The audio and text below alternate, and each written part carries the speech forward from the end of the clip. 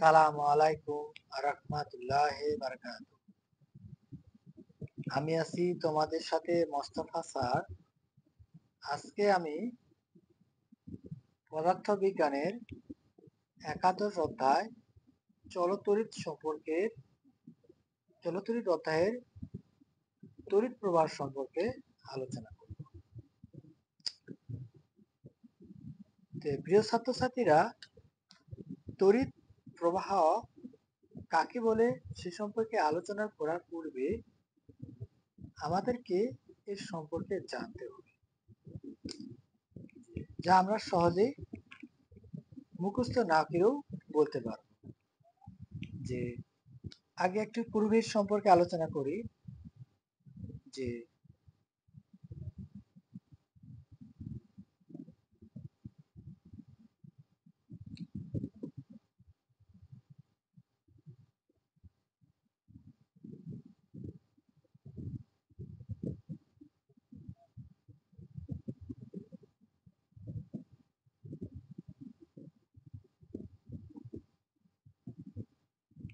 প্রিয় ছাত্রছাত্রীরা, তোমরা তিনটা চিত্র দেখতে পাচ্ছ। একটা চিত্রের দুইটি ছোট বক্স দিচ্ছি, একটা দিলাম কন্ডাকশন আর একটা দিলাম ব্যালেন্স ব্যান্ড। এটা দিলাম ভি মানে ব্যালেন্স ব্যান্ড, আর কন্ডাকশন সি দিলাম সি অথবা ভি সি ভি সি বা কন্ডাকশন ব্যালেন্স ব্যান্ড। আরেকটা দিলাম যেটা তার দিয়েছি, একটা মোটা তার একটা চিকন তার। তাহলে পরিবাহী অর্থাৎ যে কন্ডাকশন, সিতে কন্ডাকশন, বিতে ব্যালেন্স ব্যান্ড। এই কন্ডাকশন থেকে যখন ব্যালেন্স ব্যান্ডের কাছাকাছি অবস্থান করবে, অর্থাৎ কাছাকাছি, এবং সেটা তড়িৎ প্রবাহ খুব সহজে হবে। এটা হচ্ছে একটা প্রবাহী পদ্ধতি সৃষ্টি। এটার নাম হচ্ছে কি? একটা প্রবাহী পদ্ধতি সৃষ্টি। আমরা কিভাবে বুঝতে পারবো? যে অর্থাৎ আমাদের যে বৈদ্যুতিক খুঁটির মধ্যে, যে বৈদ্যুতিক খুঁটির যে উপরে যে তারটি থাকে, তারে একটা কালো তার লাগানো থাকে, তার ভিতরে, তার পেছনের ভিতরে থাকে। অপর দিকে আরেকটি সাদা তার থাকে। এই সাদা তারটা আমরাকে অনেক সময় আর্থিং হিসেবে ব্যবহার করি, আর এটাকে আমরা মূল তার হিসেবে ব্যবহার করি। অর্থাৎ বোঝা যাচ্ছে যে সাদা তার এবং মূল তারের কন্ডাকশনটা, ব্যালেন্স ব্যান্ড এর কন্ডাকশনটা খুব কাছাকাছি অবস্থান করতেছে, যার কারণে তাদের আধানগুলো কি সহজভাবে চলাচল করতে পারতেছে। এই কারণে তাদের মধ্যে সহজভাবে বিদ্যুৎ পরিবহন করতে পারে। আর যদি সাদা তার এবং কালো তারটার দূরত্ব অবস্থা থাকে, মানে এটাকে বলা হয় এনার্জি গ্যাপ। এটার নাম হচ্ছে কি? Energy gap. এনার্জি গ্যাপের পরিমাণ বেড়ে গেলে ভোল্টেজের পরিমাণ কমে যাবে, তড়িৎ প্রবাহের মান কমে যাবে, এবং সেটা তড়িৎ প্রবাহের মান কি হয়ে যাবে? কমে যাবে। এই তড়িৎ প্রবাহ কমে গেলে সেখানে কিছু পরিমাণ বিদ্যুৎ হবে, কিছু পরিমাণ হবে না। আর যদি গ্যাপটা আরেকটু বেশি হয়, যতই আমি ভোল্টের পরিমাণ যত বাড়াবো, ততই কি এর মধ্যে কি লাভ দিয়ে, অর্থাৎ কন্ডাকশনের ধনাত্মক আয়নগুলো লাভ দিয়ে ব্যালেন্স ব্যান্ডের কাছে চলে যাবে। তখন সেটা কি তার মধ্যে আংশিক পরিমাণে কি বিদ্যুৎ পরিবহন হবে। অর্থাৎ বোঝা যাচ্ছে যে আগ থেকে তারটি যদি দূরত্ব অবস্থান করে, তাহলে তার মধ্যে একটা এনার্জি গ্যাপ সৃষ্টি হবে। এই এনার্জি গ্যাপ সৃষ্টি হলে এই কালো তারের ভোল্টেজের পরিমাণ কমে যাবে, এবং কমে গেলে সেখানে বিদ্যুৎ পরিমাণটা কম হবে, মানে হবে না, সেখানে কোনো মতেই বিদ্যুৎ পরিবহনটা হবে না। আর বিদ্যুৎ পরিবহন না হলে সেখানে কোনো তড়িৎ চলবে না। প্রিয় ছাত্রছাত্রীরা, তোমরা বুঝতে পারছো। আমি আরেকটা সহজভাবে চিত্র দিয়ে করতে পারি। যে দেখতে পাচ্ছ যে এখানে যেটা আর্থিং, যে এখানে ধনাত্মক আয়নগুলো যখন একটা তার, অর্থাৎ এটাকে দিলাম আমি কন্ডাকশনে যায়, তখন যাওয়ার পর এইখান থেকে এই আর্থিকের মাধ্যমে থেকে যাওয়ার পর এখান থেকে তখন এই তারগুলোর মধ্যে একটা ক্রিয়া বিক্রিয়া হয়, অর্থাৎ এখানে একটা ঘর্ষণ সৃষ্টি হয়। এই ঘর্ষণের মধ্যে এটা এক ধরনের কি ঋণাত্মক চার্জ সৃষ্টি হয়। ঋণাত্মক চার্জগুলো যখন আবার এই ধনাত্মক চার্জের দিকে দেখায়, তখন এই ঋণাত্মক চার্জগুলো যেগুলো ঋণাত্মক চার্জ এখানে এসে এই ইলেকট্রন আয়নে, অর্থাৎ যে বোঝা যাচ্ছে যে জলীয় বাষ্প উপস্থিতিতে মাধ্যমে তখন এই চার্জগুলো ঋণাত্মক চার্জগুলো আবার ধনাত্মকের দিকে চলে যায়। তখন বাকি ধনাত্মক চার্জগুলো ভূমিতে চলে যায়। কোথায় যায়? ভূমিতে চলে যায়। এই ভূমিতে যাওয়ার কারণে তখন এই ঋণাত্মক চার্জের পরিমাণ এই ধনাত্মক চার্জের পরিমাণ সমান হয়ে যায়। সমান হলে তড়িৎ প্রবাহ সৃষ্টি হয়। তড়িৎ প্রবাহ সৃষ্টি হয়। বিষয়টা এইরকম হচ্ছে প্রিয় ছাত্রছাত্রীরা, যে তাহলে আমরা বলতে পারবো এটা একটা পরিবাহী।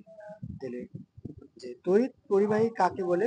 যে কোনো পরিবাহীর কোনো পরিবাহী, অর্থাৎ সেটা যে কোনো তার বা অন্য কিছু, যে অন্য কোনো একটা তারে বা বস্তু বা সীসার মধ্যে হতে পারে কোনো পরিবাহী যে কোনো প্রস্থচ্ছেদের, অর্থাৎ এই যে তোমরা দেখতে পাচ্ছ যে তারটা দেখতে পাচ্ছ, এই প্রস্থচ্ছেদ মানে অর্থাৎ এটা বোঝাচ্ছে দৈর্ঘ্য কোনো প্রস্থ, কারণ তারের কোনো উচ্চতা থাকে না। কি থাকে না?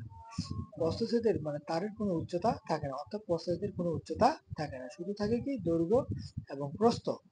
তাহলে তাহলে কোনো প্রস্থচ্ছেদের মধ্য দিয়ে একক সময়ে যে পরিমাণ আধান প্রবাহিত হয় তাকে তড়িৎ প্রবাহ বলে। অর্থাৎ যে একক প্রস্থচ্ছেদ মানে এই প্রস্থচ্ছেদটার 10 সেন্টিমিটারও হতে পারে, 2 সেন্টিমিটারও হতে পারে, 10 সেন্টিমিটারও হতে পারে, 5 সেন্টিমিটারও হতে পারে। যার কারণে যেহেতু আমরা এটা কোনো মাপ জানি না, তারটার কোনো মাপ জানি না সেটা কতটুক, সেজন্য আমরা বলবো একক। মানে একক মানে অর্থাৎ যে কোনো একটা মান হতে পারে, যে কোনো একটা মান হতে পারে, সেজন্য বলছি একক প্রস্থচ্ছেদ। তাহলে এই মানটার নাম হচ্ছে কি? একক প্রস্থচ্ছেদ, মানে যে কোনো একটা মানের হতে পারে। তাহলে একক প্রস্থচ্ছেদের মধ্য দিয়ে যে পরিমাণ আধান, অর্থাৎ যে চার্জ, যে ধনাত্মক চার্জ যে পরিমাণ আধান প্রবাহিত হয় তাকে আমরা তড়িৎ প্রবাহ বলবো। তড়িৎ প্রবাহকে আই দ্বারা প্রকাশ করা হয়, কি দ্বারা প্রকাশ করা হয়? আই দ্বারা। আর আধানকে কিউ দ্বারা, আর সময়কে টি দ্বারা।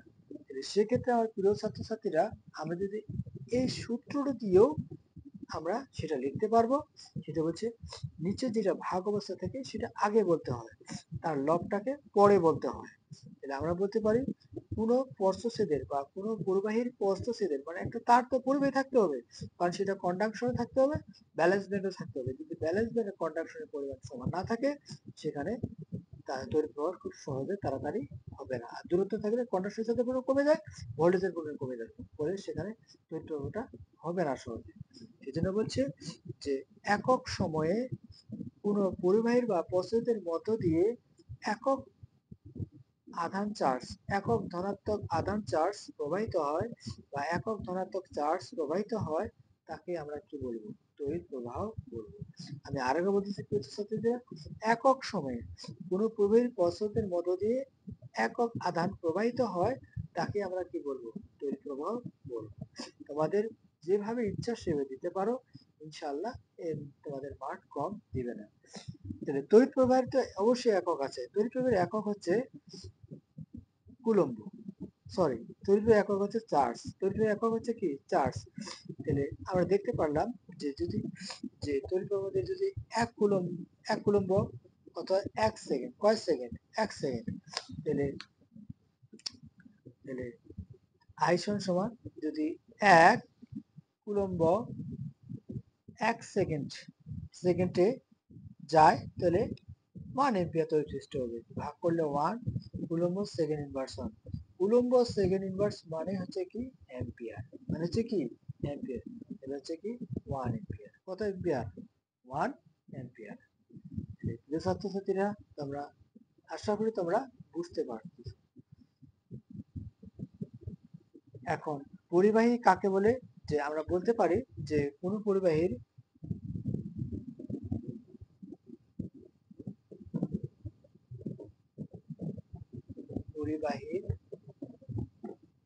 মধ্য দিয়ে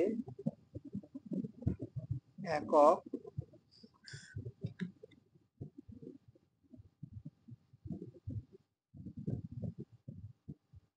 সহজে কোনো পরিবাহের মধ্য দিয়ে সহজে তড়িৎ প্রবাহিত হতে পারে তাকে পরিবাহী।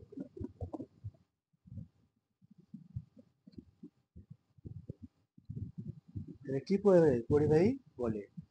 আর অর্ধপরিবাহী বোঝাচ্ছে যে যে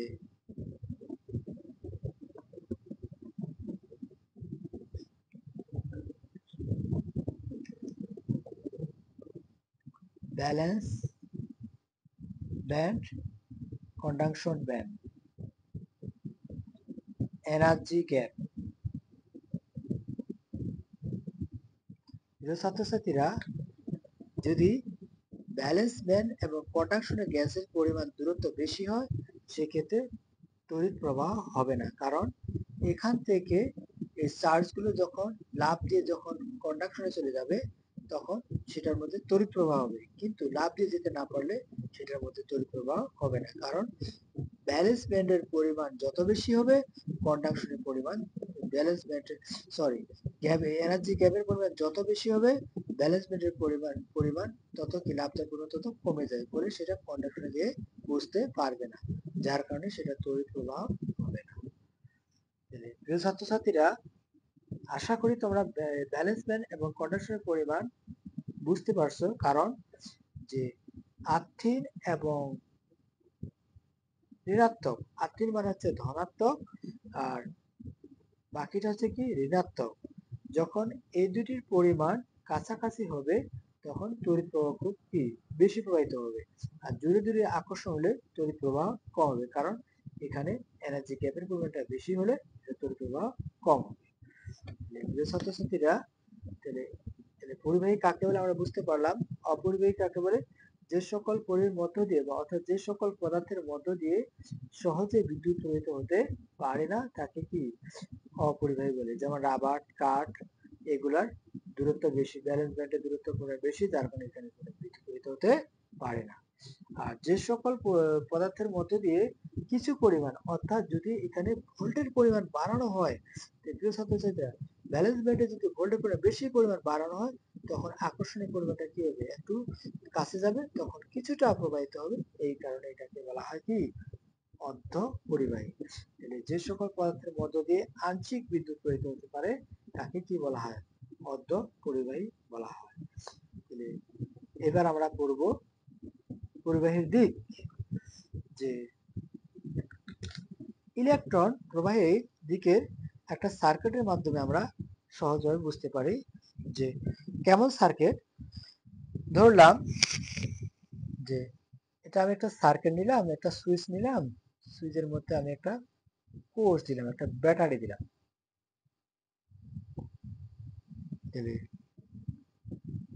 প্রিয় ছাত্রছাত্রীরা, এই কোষের মধ্যে বিদ্যুৎ সঞ্চিত হয়ে আছে, মানে অর্থাৎ স্থির হয়ে আছে, স্থির হয়ে আছে বিদ্যুৎ। যখন আমি কোন একটা তারের মাধ্যমে, অর্থাৎ এই যে সার্কিট মানে একটা তারের মাধ্যমে অপর দিকে একটা তারের মধ্যে সংযোগ করব, তখন তার মধ্যে দিয়ে যে বিদ্যুৎ চলাচল করবে সেটার নামই হচ্ছে কি চলতড়িৎ। সেটাকে আমরা কি বলতে পারি, চলতড়িৎ। অর্থাৎ স্থির তড়িৎ থেকে যখন কোনো বিদ্যুৎকে কোনো প্রবাহের মাধ্যম দিয়ে চলাচল করা যায় তখন সেটাকে বলা হয় চলতড়িৎ। তাহলে এটা হচ্ছে এখন চলতড়িৎ বিদ্যুৎ। তবে প্রিয় ছাত্রছাত্রীরা, আধুনিক যুগে, অর্থাৎ যে ধরলাম একটা সোডিয়াম নিলাম, যে সোডিয়ামের যে উপরে যে স্তরটা আছে সেটাকে বলা হয় যোজনী, মানে সর্বশেষ এখান থেকে এখানে আকর্ষণ করবে, এখান থেকে কি এখানে আকর্ষণ করবে, এখান থেকে সবটা প্রোটন, মানে ধনাত্মক আয়ন, এটা হচ্ছে কি ঋণাত্মক আয়ন।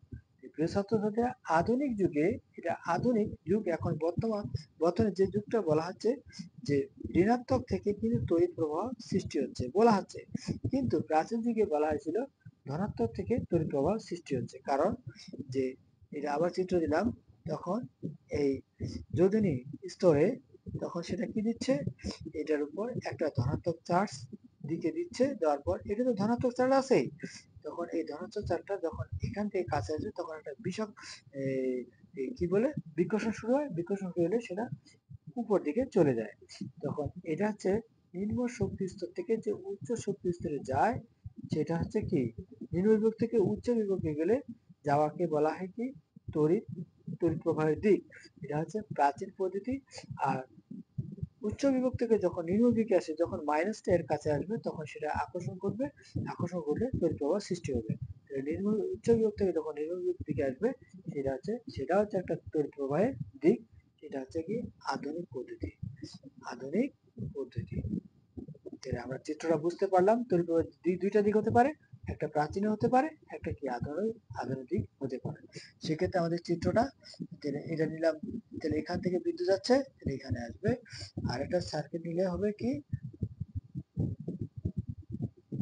তাহলে এখান থেকে যাচ্ছে, তাহলে এইদিকে পৌঁছে যাবে। প্রিয় ছাত্রছাত্রীরা, তোমরা বুঝতে পারতেছো যে তড়িৎ প্রবাহের দিক এবং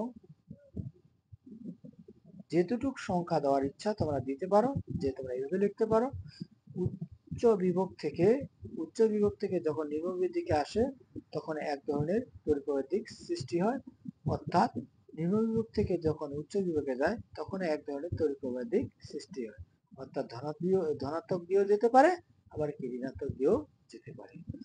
প্রিয় ছাত্রছাত্রীরা, তোমরা তড়িৎ প্রবাহের দিক সম্পর্কে অবশ্যই বুঝতে পারছো। তাহলে পরবর্তী ভিডিওতে আমি তোমাদের যে তড়িৎ চালক শক্তি সম্পর্কে আলোচনা করব। আশা করি তোমরা অবশ্যই যোগদান করবা। এবং আজকে এই পর্যন্ত। প্রিয় ছাত্রছাত্রীরা, আসসালামু আলাইকুম ওয়া রাহমাতুল্লাহি ওয়া বারাকাতুহু। আল্লাহ তোমাদের সবাইকে সুস্থ সবল রাখুন, এই প্রত্যাশা করে আজকে শেষ করছি।